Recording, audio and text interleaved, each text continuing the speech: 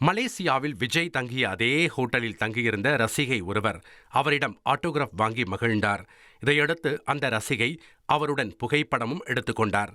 இது குறித்த வீடியோ சமூக வலைதளங்களில் பரவி வருகிறது.